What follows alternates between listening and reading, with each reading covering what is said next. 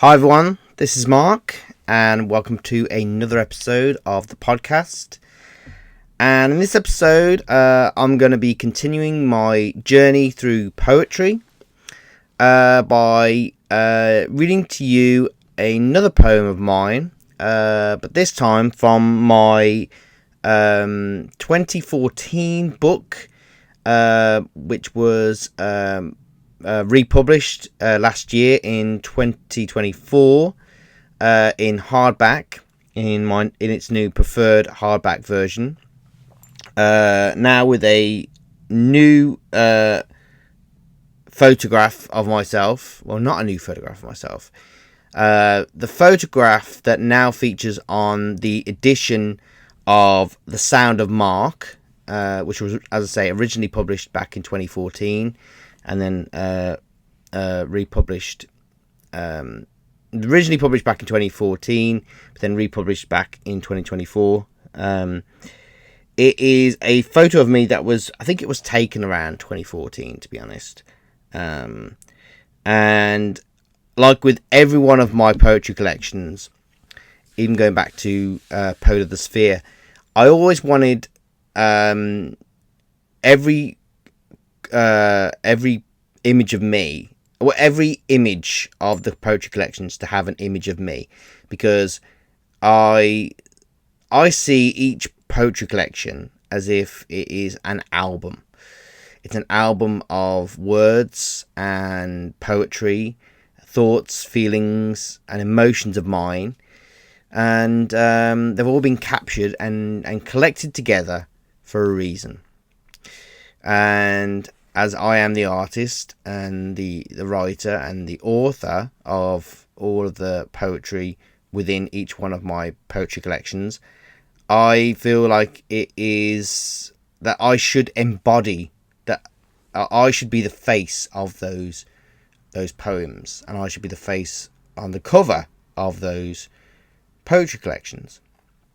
So each one of my poetry collections has an image of myself, and yeah, that's my process. That's how I always think about whenever I'm putting together a poetry collection, a new poetry collection of myself, of my poetry. I do want to be the face of that collection, so that everybody knows that I am the author of the words within. And you may call it egotistical, you may call it, whatever you want to call it, but to me, I think that's it's important, as every artist should do. They should represent and embody that which they say and do, even if what they say and what they do at a time, they sometimes think about, and they wonder if they would do that again. Yeah, it's debatable sometimes. But yeah, so as I said in previous episode of the podcast, episode 1 of this A Journey Through Poetry series, I am switching it over from my first poetry collection, Poet of the Sphere, to my second poetry collection, The Sound of Mark.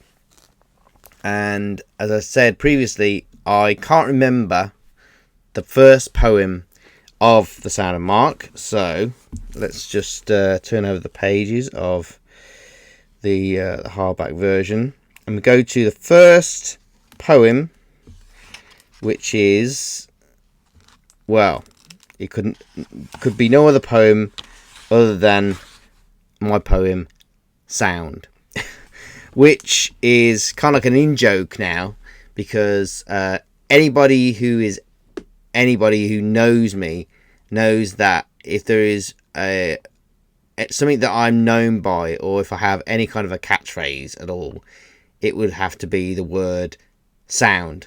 I must use that word every day when I'm talking to people that I know, and it's a word that I'm known by. maybe even mocked by. I don't know. But yeah, I like the word sound. And as I say, it's kind of like my catchphrase. But anyway, so, but back in, and I suppose back even in 2014, 2013, when I wrote this poem, I was already using this word, and as I say, it had already become synonymous with me. And as I say, it's something that people expect from me. They expect me to say the word sound, as a confirmation of something, or as someone asks me how am I doing today, I go, sound, I'm good, But anyway, so without further ado, I'm going to read to you my poem, Sound. The first sound that you hear when you wake up in the morning, the first voice that calls to you and returns you to the waking world of reality, often comes as a shock, a surprise. But it is what you need to entice the facets of your mind and your life into reforming. Every day we remake the world as we see it. Every day something new comes to us and interconnects our thoughts and reveals to us an essential truth, like that of a chorus.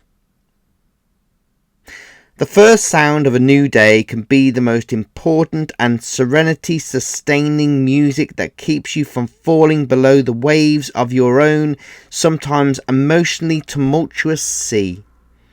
The first song that plays into the fresh morning air, which gradually and blissfully you listen to every second of every note, chord and beat. You can never anticipate how meaningful it will be. Sometimes the world can seem so loud, especially first thing in the morning. But once you hear that voice of perfection, whether it be within you or from the lips of someone you love and respect, the sound of the world folds in on itself, transforms and attenuates into a harmonious resonization. There are some who live their entire lives who have never been gifted the wonder of hearing what the world sounds like, nor know what other people express in their own unique accent. They miss the magic that carries in the wind that is always present. There is a deeper music, though, that fills every second, that everyone and anyone can hear and take from it and do with it what they may, and even make their own interpretation of what they hear for others to play. Everything that I have heard, thought about, dreamed about, done something in my life about, came about because I was galvanized by something profound. Something that occurred to me so intensely, powerfully, strongly as it did when I was a kid. When I realised that everything that happened in life was born from sound. And yeah, I like that poem, if I do say so myself. But even I can recognise, I can recognise that I wrote it, but I suppose I can also recognise when I wrote that poem. Because, as I say, and as I will say, my poetry and the way I write has changed over the years since I first began writing poetry back in, I think I wrote my first poem, I want to say it was 2008. I think it was, anyway. It might have been a little after that. But I think it was 2008. And, when I look back upon those poems, I recognise myself. I recognise that those poems are poems that I wrote, but I also recognise that I was different at that time when I wrote them. And that is the point, I think, of this podcast, this series within this podcast that you're listening to. and these episodes that I'm recording of me going back and recounting my journey through poetry, because we all go through different times in our lives when we are expressing ourselves differently, when we're interacting with different people, and we go through a journey within of different thoughts, feelings, and emotions, and we are influenced by people. They influence how we think, what we feel, what we do, and I can say, hand on heart now, I'm not the same person. I probably wouldn't do the same things as I did back in 2014 or 2013. Maybe I would, maybe I wouldn't, but I don't think so, because I've been through that journey. I've been through certain things, I've met certain people, and I've learnt a lot. But I'm not saying that I wouldn't make the same mistakes as I did back then, but I wouldn't make the same mistakes with the same people. Let's just say that. And I like to think that I've learnt as I've gone along my journey. But as a writer, I've evolved. As I alluded to in the previous episode, I not only write poetry, I write stories, and I tend to write more parts of stories than I do poetry. Back even in 2014, I was writing poetry all the time, writing multiple poems a day. And now I don't write as much, I'll admit, but at the time when I wrote the poem Sound, and I was putting together the collection of the Sound of Mark, it was a different time for me than I am at, and a different stage in my life than I'm at now. And it was a very optimistic time, very hopeful time, very happy time, and yeah, I would say that the word sound and the poem Sound does encapsulate me at that time back in 2013, 2014.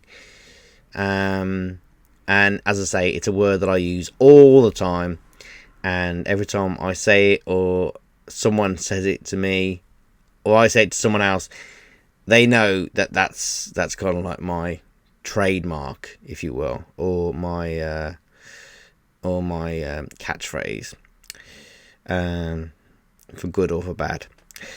But that was my poem Sound, and as I say, and as I said in the last episode, I'm going to be continuing my journey through poetry. In the next episode, it will be a poem from my poetry collection, The Eternal Boy. I don't know what poem that will be, but we'll find out in the next episode. But for now, I'm going to leave it there. And I just want to say thank you for listening. I hope you like what you heard. And I'll talk to you again soon.